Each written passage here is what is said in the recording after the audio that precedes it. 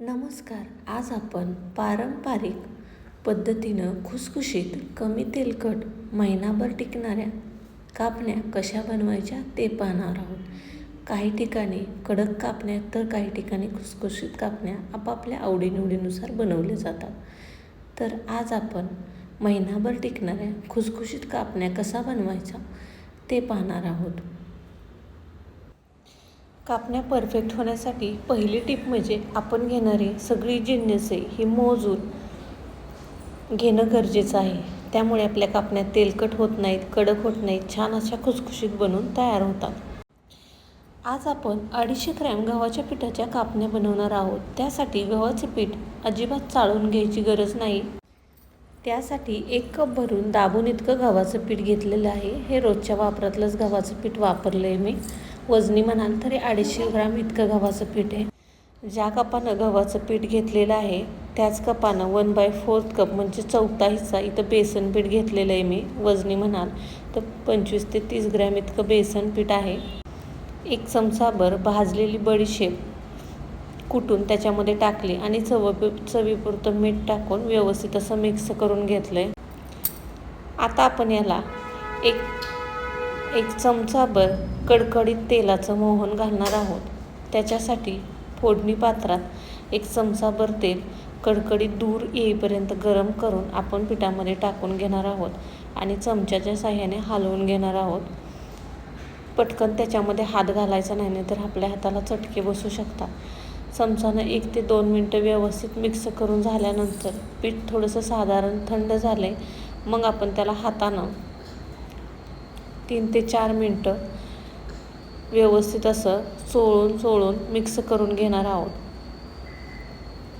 आता चमच्याने मी 2 ते 3 मिनटं त्याला व्यवस्थित हलवून घेतलं आहे. आता हाताच्या साहाय्याने त्या पिठाला चोळून मिक्स करून घेणार आहे. त्याच्यामुळे तेलाचं मोहन जे आपण टाकलं होतं ते सगळीकडं लागतं आणि कापण्या छान असं आपल्या खुसखुशीत बनून तयार होतात. पीठ आता आपलं छान असं मिक्स करून झालं आहे. छान असा पिठाचा मुटका तयार होतो आहे. आता हे पीठ बाजूला ठेवूया आणि दुसरीकडे गॅसवरती एका भांड्यात जितका आपण पीठ घेतलं आहे त्याच्या निम्मा आपल्याला गूळ घ्यायचा आहे. तुम्ही गुळाच्या जागी इथं साखरेचा पण वापर करू शकता. एका भांड्यामध्ये पिठाच्या निम्मा गूळ घ्यायचा आहे आणि तेवढंच आपल्याला पाणी घ्यायचं आहे आणि मीडियम गॅसवरती चमच्याने 1 ते 2 मिनटं त्याला कंटिन्युअसली हलवत जायचं आहे म्हणजे गूळ पूर्णपणे वितळून जाईल. आता बघा पूर्ण आपला गूळ पाण्यामध्ये वितळला आहे. गॅस बंद करूया आणि ह्या मिश्रणाला असंच 10 ते 15 मिनटं फॅन खाली थंड होण्यासाठी ठेवून द्यायचं आहे. 15 मिनटानंतर तुम्ही बघू शकता हे छान असं थंड झालं आहे. आता त्याला एखाद्या चाळणीच्या किंवा गाळणीच्या साहाय्याने पिठामध्ये गाळून घ्यायचं आहे म्हणजे गुळामध्ये कुठला कचरा वगैरे असला तर तो आपल्या कापण्यांमध्ये जाणार नाही. आणि आता हाताच्या साहाय्याने व्यवस्थित असं दाबून आपण कापण्यांचं पीठ मळून घेणार आहोत. इथं मळताना थोडं लक्ष द्यायचं आहे. पीठ छान असं दाबून मळून घ्यायचं आहे.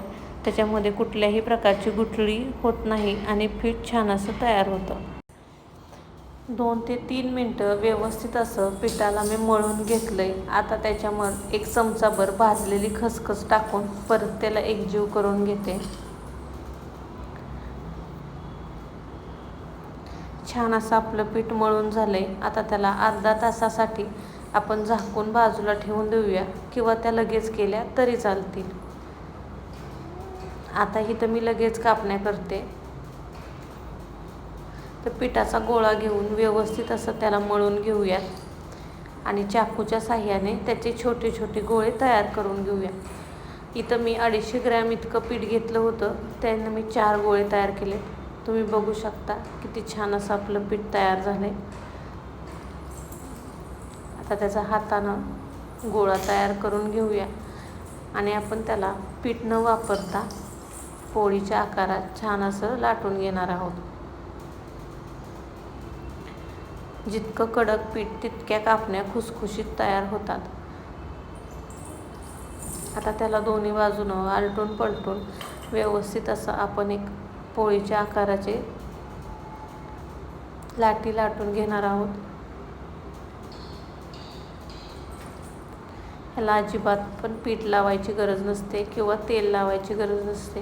तुमचं जर मिश्रण चिकटत असेल पोळपाटाला तर तुम्ही थोडंसं तेल लावू शकता. आता छान अशी पोळी लाटून झाली. आता त्याच्यावर 1 चमचाभर भाजलेली खसखस टाकून दाबून परत त्याला लाटून घेतलं आहे, म्हणजे खसखस बाहेर निघणार नाही. आता त्याच्या कडा आपण काढून घेऊया आणि त्याला कापण्याचा आकार देऊया. पहिल्यांदा चाकूच्या मदतीने उभं कापून घेऊया. व्हिडिओत दाखवल्याप्रमाणे अशा प्रकारे सगळं कापण्या कट करून घेऊयात. तुम्ही बघू शकता व्हिडिओमध्ये छान अशा सुंदर अशा कापण्या आपल्या तयार झाल्यात. आता या कापण्या बाजूला प्लेटमध्ये ठेवून मी तुम्हाला अजून एक लाटीवरती कापण्या बनवून दाखवते. मी सगळ्या कापण्या व्यवस्थित कापून घेतल्यात आणि त्याला आता आपण तळून घेऊयात. तर तळण्यासाठी दुसरीकडे मी तेल तापायला ठेवलं आहे. मध्यम आचेवरतीच आपल्याला तेल तापून घ्यायचं आहे आणि 3 ते 4 मिनटं आपल्याला आलटून पलटून ह्या कापण्या छान अशा भाजून घ्यायच्यात. आता या सगळ्या कापण्या मी प्लेटमध्ये काढून घेतल्या. आपलं तेल हे छान तापलं आहे. एक एक करून आपण कापण्या तेलामध्ये सोडून घेऊया. कापण्या आपल्याला मीडियम टू स्लो गॅसवरती दोन्ही बाजूने आलटून पालटून तळून घ्यायच्या. गॅसची फ्लेम आपल्याला अजिबात पण हाय करायची नाही आहे. मीडियम गॅसवर आपण छान अशा कापण्या तळून घेणार आहोत. 3 ते 4 मिनटामध्ये कापण्याला छान असा गोल्डन कलर येतो. बघा कापण्यांचा कलर पूर्णपणे चेंज झाला आहे. आता त्याला आपण काढून घेऊया.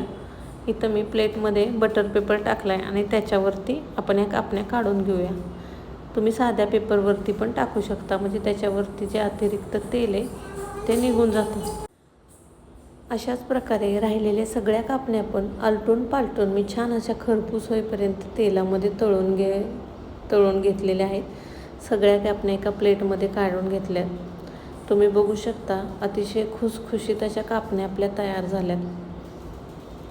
रेसिपी आवडली तर व्हिडिओला एक लाईक नक्की करा.